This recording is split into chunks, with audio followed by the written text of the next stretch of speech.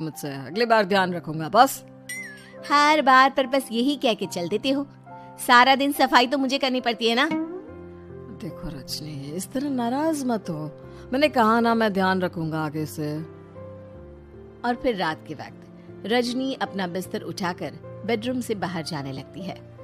अरे क्या हुआ रजनी, सुबह वाली बात पर अभी तक नाराज हो क्या? नहीं, ऐसी कोई बात नहीं है। तो फिर तुम अपना बिस्तर लेकर कहाँ जा रही हो? मैं मम्मी जी के कमरे में सोने जा रही हूँ। मम्मी जी अकेली है ना। अरे कैसी बात करती हो रजनी, शादी के बाद लड़कियां अपने पति के पास अपने बेडरूम में सोती हैं, सास के पास कौन सोता है? मैंने कहा ना मेरा मन कर रहा है, इसलिए मैं मम्मी जी के पास सोने जा रही हूँ। अरे रजनी मेरी बात तो सुनो यार, मेरा भी तो मन करता है ना तुमसे प्यार करने का, तुम्हारे साथ रहने का। ऑफिस से थका हारा आया हूँ और तुम मम्मी जी के पास सोने जा रही हो। देखो, मुझे आज अपनी सास के पास सोने का मन है और मैं जा रही हूँ। इतना कहकर रजनी अपनी सास के साथ सोने के लिए उनके कमरे में चली जाती है। रजनी बेटा तुम यहाँ? मम्मी जी, क्या मैं आपके पास सो सकती हूँ? हाँ हाँ बेटा, क्यों नहीं क्यों नहीं, बिल्कुल सो सकती हो।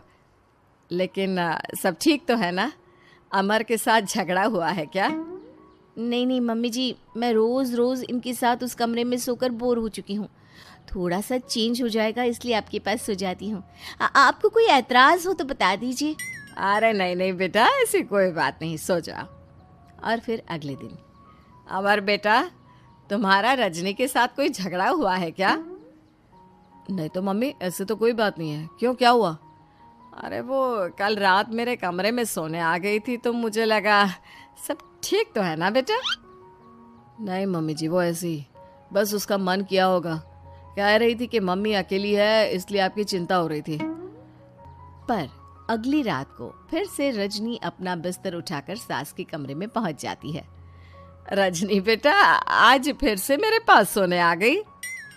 मम्मी जी, आपको मेरा अपने पास आना अच्छा नहीं लगता? अगर ऐसी बात है तो मैं बाहर ड्राइंग रूम में चली जाती हूँ।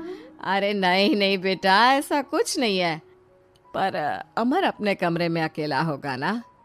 अरे तो वो कौन से 6 महीने के छोटे दूध पीते बच्चे हैं, उनको डर थोड़ी ना लगता है। इतने बड़े हो गए हैं, 1-2 दिन अकेले सो लेंगे तो कुछ बिगड़ नहीं जाएगा। और इस तरह फिर तो ये रोज की बात हो गई।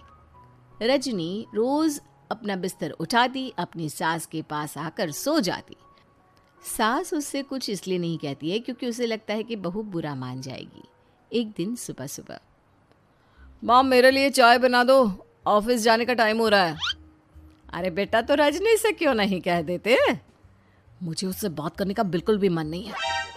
अरे आखिर क्या बात है बेटा, तुम इतने उदास क्यों लग रहे हो?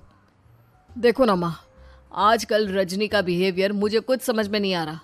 रोज रात को आपके पास आकर सो जाती है, अगर उसे मेरी परवाह नहीं तो मुझे भी कोई फर्क नहीं पड़ता। अमर गुस्से में ही घर से ऑफिस चला जाता है। ये देखकर सास बहुत दुखी हो जाती है। और फिर अगले दिन, मम्मी जी मैं आ गई आपके पास सोने। हाँ बहू सो जाओ, पर वो क्या है ना, आज मेरा पुरानी फिल्में देखने का बड़ा मन कर रहा था। कोई बात नहीं, सो जाओ, मैं पिक्चर देखती रहूंगी। ठीक है मम्मी जी। रजनी की सास तेज आवाज में अपने कमरे में टीवी चलाकर रखती है। इसकी वजह से रजनी को नींद नहीं आती, लेकिन वो पूरी रात करवट बदल बदल कर सोने की कोशिश करती रहती है। सास को लगता है कि अब रजनी उसके कमरे में सोने नहीं आएगी, लेकिन अगली रात फिर रजनी उसके कमरे में सोने के लिए पहुंच जाती है। मम्मी जी मैं आ गई। अरे बेटा, मुझे लगा कि कल तुम ठीक से सो नहीं पाई थी। जाओ अपने कमरे में आराम से सो जाओ ना बेटा। अरे नहीं मम्मी जी, कोई प्रॉब्लम नहीं है। इतना कहकर रजनी फिर से अपनी सास के कमरे में सो जाती है। आधे घंटे बाद, बेटा जरा मेरे पैरों पर तेल तो लगा दे। ठीक है मम्मी जी। रजनी अपनी सास के पैरों पर तेल लगाकर जैसे ही सोने लगती है, आधे घंटे बाद फिर से, बहू मेरे सर में बहुत दर्द हो रहा है, जरा मेरा सर तो दबा दे। ठीक है मम्मी जी, दबा देती हूँ। बहुत जोर से नींद आ रही है। अपनी सास का सर दबाकर रजनी फिर से सोने की कोशिश करती है, पर आधे घंटे बाद फिर से, अरे बहू, बड़ी जोर से प्यास लगी है बेटा, जरा किचन से पानी तो लेकर आ।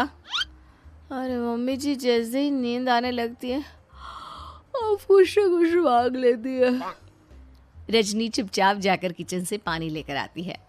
इस तरह रजनी की सास पूरी रात हर आधे आधे घंटे पर उसे किसी न किसी बहाने से जगाती रहती है। रजनी परेशान हो जाती है। सास को लगता है कि इस बार वो उसके कमरे में सोने के लिए बिल्कुल नहीं आएगी, लेकिन अगली रात फिर से रजनी वहाँ पहुँच जाती है। मम्मी जी, आज मैंने आपकी दवाई, पानी सब कुछ ला कर रख दिया है। अब आप प्लीज़ चुपचाप सो जाइएगा और मुझे भी सोने दीजिएगा। देखिए, 2 रातों से ना मैं सो ही नहीं पाई हूँ। अच्छा ठीक है बेटा, सो जा। थोड़ी देर के बाद रजनी की सास बहुत ज़ोर ज़ोर से खर्राटे लेना शुरू करती है। खर्राटे इतने तेज़ होते हैं कि रजनी के कानों में दर्द होने लगता है।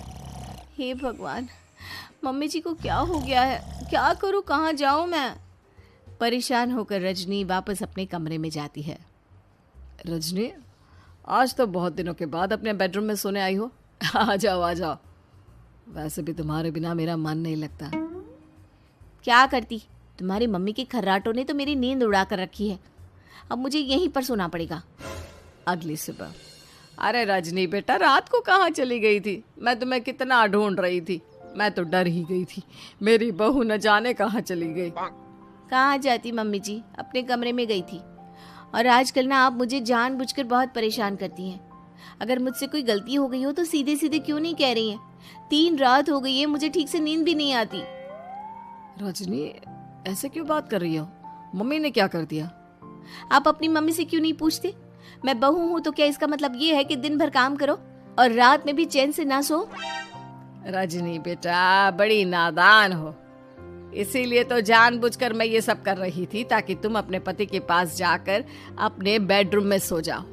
शादी को सिर्फ 6 महीने हुए हैं और तुमने मेरे कमरे में आकर सोना शुरू कर दिया। यह तुम्हारी शादीशुदा जिंदगी के लिए अच्छी बात थोड़ी ना है बेटा। मम्मी, तो क्या आपने जानबूझकर ये सब किया था रजनी को समझाने के लिए? अरे तो और क्या करती?